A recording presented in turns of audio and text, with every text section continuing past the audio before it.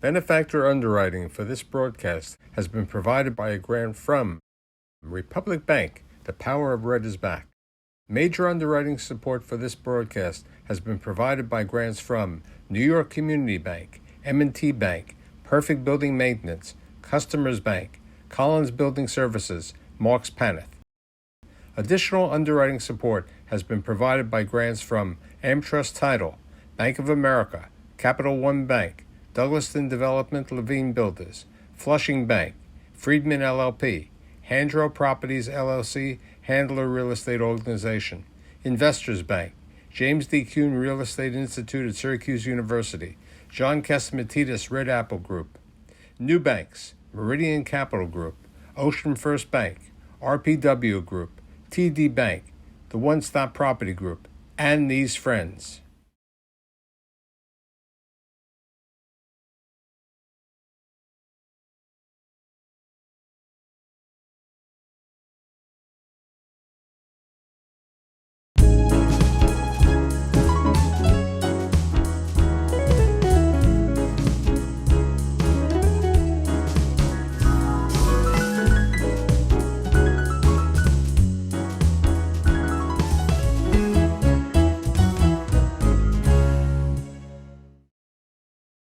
I want to be in food services. I want to, be a chef.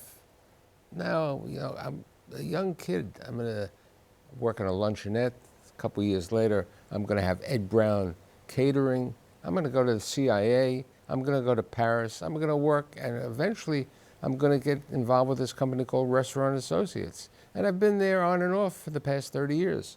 I have the CEO of Restaurant Associates, a top chef, a writer, Ed Brown. Thanks for being here. My pleasure. Great to see you and great to be back in this chair. I feel good being back in the studio also. Yeah. So tell me a little bit about your parents. My parents, so I was born and raised down on the Jersey Shore. My dad was an accountant. My mom was a homemaker. We had 5 children.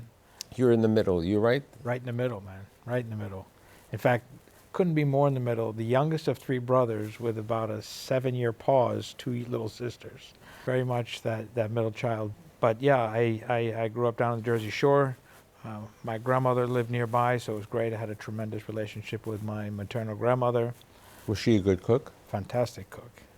Fantastic cook. And, more cooking around the holiday time. Very few people have had the experience of making homemade gefilte fish. That's a process. So great gefilte fish, great chopped liver, great brisket, like every other Eastern European Jewish So family. how do you get involved? Grandma was a great cook, okay? What permeated you to become involved at 12 to work in the luncheonette? And your dad said to you, Ed, enjoy your life, right? He said, Yeah. Stop working so hard. So, first of all, I just loved cooking, and my mom was a great cook and way beyond the holidays. So I was, spent a lot of time cooking with her. And when she started working, my mom did executive shopping, personal shopping, and I would babysit my sisters in the afternoons and often cook them dinner before they went to their activities in the evening. And I used to cook for them like I was running a restaurant. I'd order them about and do my thing. And They were your sous chefs? I don't think I'd give them that much credit to have that big title. At best, they were cooks. But anyway, I went to a local luncheonette where my grandmother used to actually go to eat her lunch every day in the area and get a job. And my dad said, there's going to be plenty of time to work hard all your life, enjoy yourself, do your activities like every other kid. And I really wanted to work. I wanted to make money, and I wanted to be in a kitchen or in a restaurant. I just loved the excitement of it. And so my first job was working in a luncheonette, and I would come after school, and really my job was to clean up after the lunch. It was a busy lunch place. And while I was cleaning up, if 2 or 3 people came in between the time that I got there and the time the place closed, I would cook their order. Now, you also cooked on Saturdays, you said to me.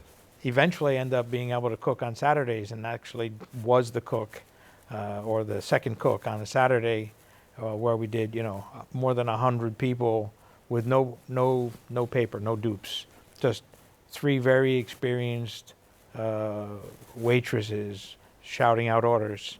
You got to hear it, you got to prioritize it, you got to cook it, and serve it on the fly. And while that sounds impossible, if you were to hear that happen, it's amazing how you find your rhythm and you get used to it.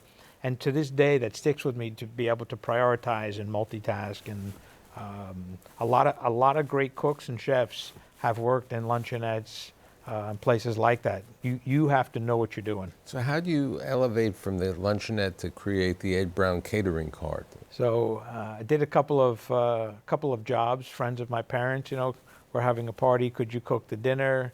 Very, very simple at first, and they got more and more elaborate. And so I made some business cards, and I was in business, the Ed Brown Catering Company, in my teens. So how do you decide to go to the Culinary Institute, CIA? I want to be a chef. CIA came on my radar screen.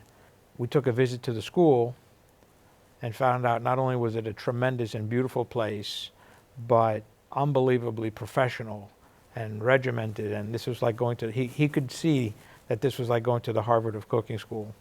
I had to earn my way in, and I did, but it was a great experience. You have an externship where you leave. It's actually in the middle of your career at the school, and I went to New Orleans first. Right. I went to New Orleans, great experience there for 5 or 6 months. You come back to school, finish your program, and then I went to Nashville. So talk to me about Nashville, because it was your first job to speak of. Yeah, it was a great job.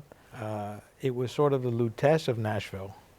And by that I mean it was a wealthy couple who's traveled the world, who bought a townhouse and wanted a very special a la Lutece style restaurant.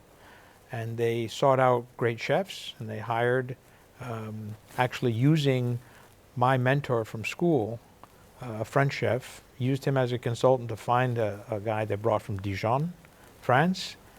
He was the chef, and it was a small kitchen of about 4 or 5 people. We served about 60 people a night, dinner only. And in fact, my mentor got me that job. And my job would be to go early in the morning and do it was like everything I got to do, everything I learned at school. Bake the bread, make desserts, do preparations, make pâtés, all during the day. Take a break in the afternoon and come back and do the dinner service at night. It was a terrific first experience. So what happens next in the career? So my classmate calls me and says, and all along during school, we work in the public restaurants. I always did the fish station because that was my thing. And my buddy Lou always did the meat station. That was his thing. He calls me from New York and says, listen, I'm working on the meat station in this great restaurant, and we need a fish cook, and you should come. And it's called the Maurice Restaurant in the Parker Meridian Hotel with the chef Christian Delouvrier and Alain Sanderance, the consulting chef from Paris. Big time. I'm like, wow. Within 10 days, I left my job, left my apartment, drove back to New Jersey, dropped my stuff, and was commuting into the city every day and jumped right into that job within 10 days. And it was a great career and a great relationship that I still have to this day with Christian. How long did you spend? I was there about 4 years, but at about 3.5 years in, Alain Sanderance invited me to come to Paris to work at Luca Carton, which at the time was one of the most highly rated restaurants in the world. It was an amazing experience. I was the only cook, only American in a kitchen of 23 cooks. You learned French rather fast. I learned French on the spot. It was a terrific experience. I learned a lot about cooking. I learned a lot about culture. It was a very sought-in kitchen to work in by French cooks. And not unlike New York. Nobody really comes from there. Everybody comes from outside of it, and they come to Paris to work and learn. Now, Modest folks. they had a couple of Michelin stars, right? They had 3 Michelin stars and rated, at the time, I think it was 95.5 out of 100, which was either the first or second highest rated restaurant in the Michelin Guide at the time. So how do you decide to return to New York and to Maurice? So the deal was actually a piece that I skipped, that one of my mentors through Christian here in New York was the late great Pierre Frenet. Pierre, who wrote the 60-Minute Gourmet and was a very famous French chef. He advised me, he said, you should go. Take this opportunity to go to France. He said, and when you do that, I want you to come back with that experience and come back to help Christian earn his 3rd star that he hadn't had at that time. And I did my time in France, just about a year.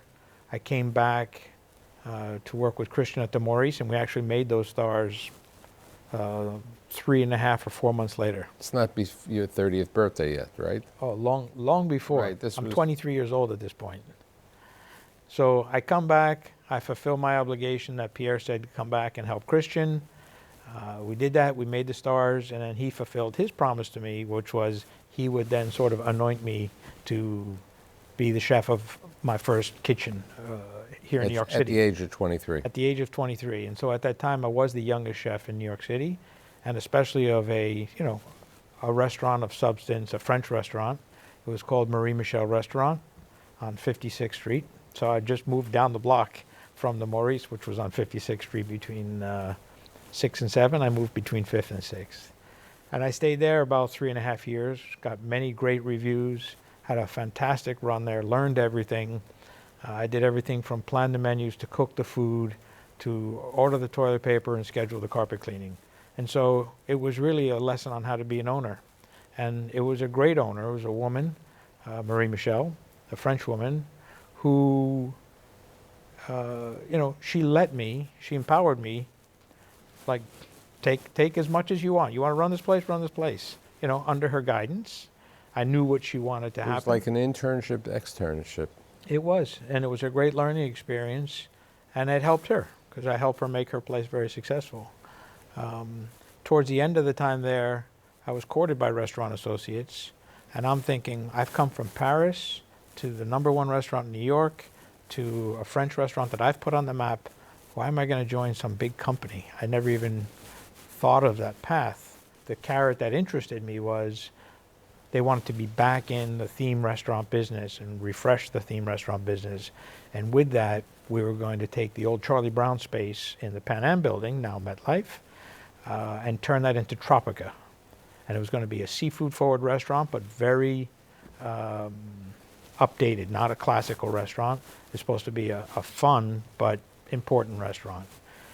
And it was a fantastic experience. I mean, we did Floridian influenced foods. I bought fish from all over the world. I worked with local fishermen long before local was a thing. I was buying fish directly from guys who caught and landed fish out in Montauk, guys who caught and landed fish in Barnegat Bay down in Jersey. It was a fish paradise. And You're a fishmonger. I was a fishmonger, and I really enjoyed it, and I thrived there. And at that time, I got an opportunity to open my own restaurant. And it was at that time a good friend of mine and colleague, Bobby Flay. We were coming up at the same time. He had just opened Mesa Grill. I had Tropica, and he suggested to one of his partners they should open a restaurant with me. And it was a good idea. It was just the wrong That was Judson Grill? That was Judson Grill. Which was a nice place. It just was the wrong mix of So characters. you left RA at this time to go I did. I left, and I was gone for about a year when I decided not to stay with that partnership. And the RA team, starting with Nick, invited me to come back and take over the Sea Grill at Rockefeller Center. Let's talk about Sea Grill. People, today it's not open, but it has a great history. It also put you on the map because it was next to the Today Show, so you had a lot of appearances. Yeah. So the Sea Grill at the Anchor base restaurant of Rockefeller Center, right on the ice rink, right in front of Prometheus, Summertime Garden.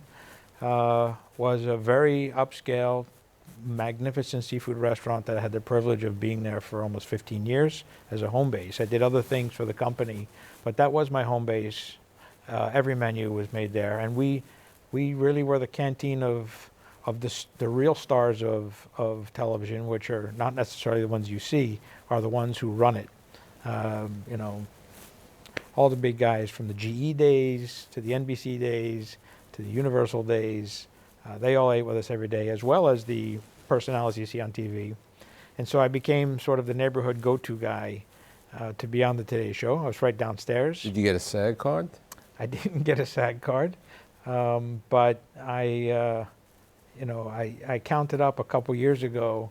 I've definitely been on more than 100 episodes of the Today Show, and I've done some big parts. We used to do a big show for the holidays and for Christmas, and if you remember, many years ago they did a big segment about weddings, and it was like multiple week segments, that were just went on, and I had a lot of terrific airtime, and it did good for our business. So you're still at you're at RA because Seagrill was owned by RA. That's right. Okay, and Cucina, you opened up Cucina. So we opened the original Cucina in the then Pan Am building, MetLife building, while I was still at Tropica. Then we did open a second one in the renovated Rockefeller Center. We renovated that entire base restaurant area in year 2000. So we reopened Cucina, and across the way the Rock Center Cafe, which used to be the American Festival Cafe. So when I left Seagrill, I went to open my dream restaurant, 81. Okay, let's talk about that. Yeah. 81 was the West Side. You knew the West Side well. Yep. And there was a need for a good restaurant. There was. I lived on the Upper West Side for a long time. My kids are born and raised on the West Side, Upper West Side. And there was a need for an upscale restaurant. I knew all of my neighbors and my friends. There's people who had great incomes and some disposable money, and they went to great restaurants, but they always got in a cab and went to them. And then you had Bill Telepan, who came to the Upper West Side. You have John Frazier, who came to the Upper West Side with Dovetail, and they were doing really well. And I thought that there would be room for another one, but on a bit more And you luxury. had a great location. Had a fantastic location on 81st between Central Park West and Columbus, diagonally across from Natural History. You could see the planetarium outside. And it was a space, unlike any others that you can say in New York, had never been a restaurant. And so I was able to conceive what was a dream to me, an amazing space, worked with a really good architect, and really every inch of that place had my fingerprint on it, designed my dream kitchen. I designed a kitchen that if this was going to be my last job, I'd be happy to be there for the rest of my days. And that's how I designed the place. We opened to a booming success, and very shortly thereafter was the big financial crisis. Now, you also, at this time, received Michelin stars also.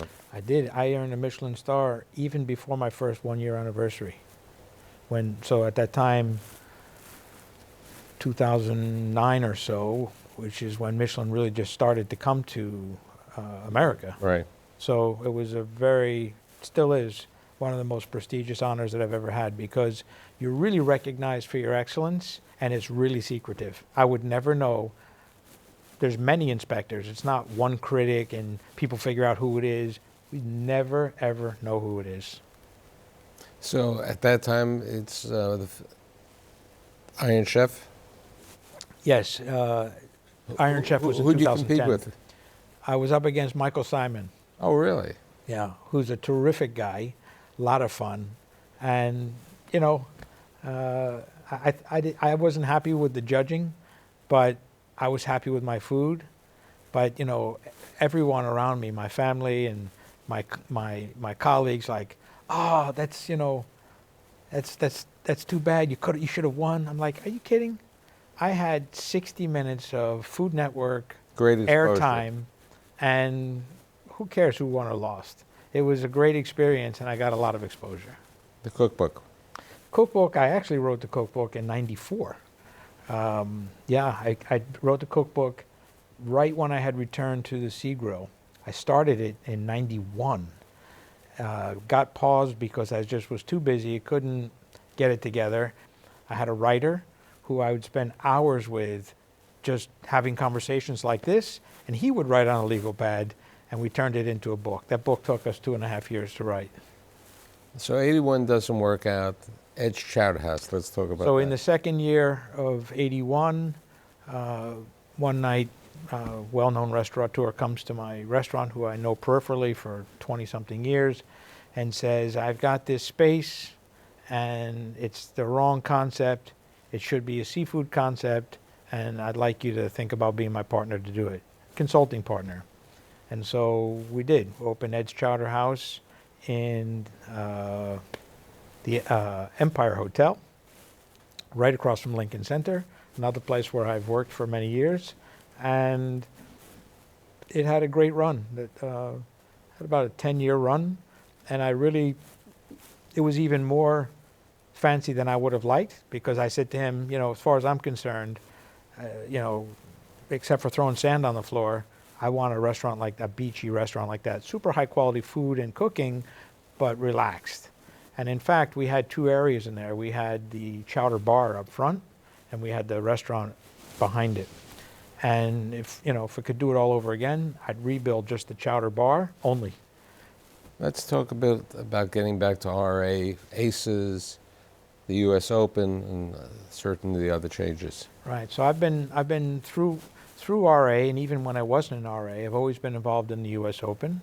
I've done certain periods as a consultant to all the food service, working for the USTA, and for many years ran ACES Restaurant, now ACES by Ed Brown, which is one of the premium level, club level restaurants, seafood driven.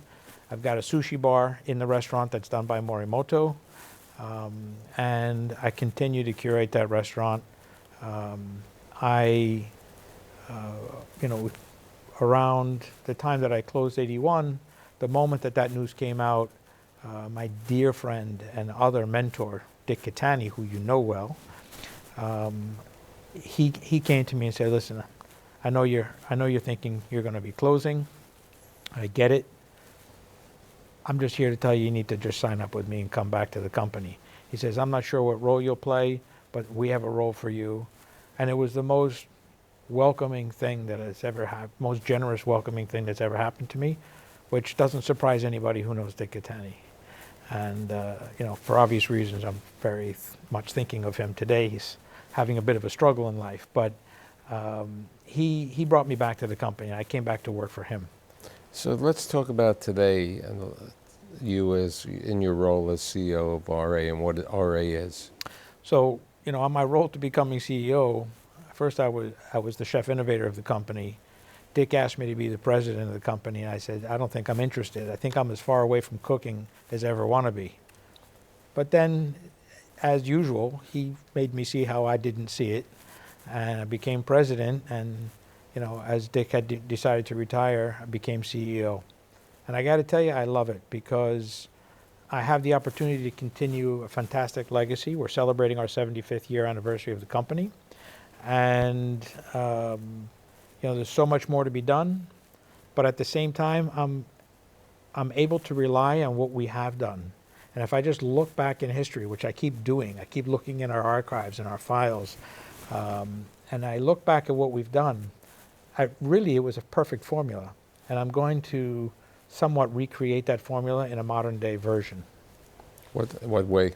So the premise of that is to have some public facing restaurants where you have a public image. You're not just a company that's known B2B, you're known publicly. And on the back of that public image, you're selling your other business. Way back in the day, when I was cooking in the Sea Grill, for example, all of our top execs would wine and dine different clients. Look what we do. This is us. This is who we are. This is our quality. We can bring a version of this to your executive dining room or to your office or to your museum or to your theater or whatever it was. And it worked. You know, as we became a lot bigger and became more of a food service company than a restaurant company, you know, there was less of that. And part of that reason is that it's very hard to make money in a restaurant, and there's more opportunity on a volume scale in food service. The next and last piece of the pie, and most important, is tell me about the boys. The most important thing in my life, hands down, are my two sons, Alec and Harry, and now my son Alec's wife Kayla, and a soon-to-be grandchild coming. I cannot believe it.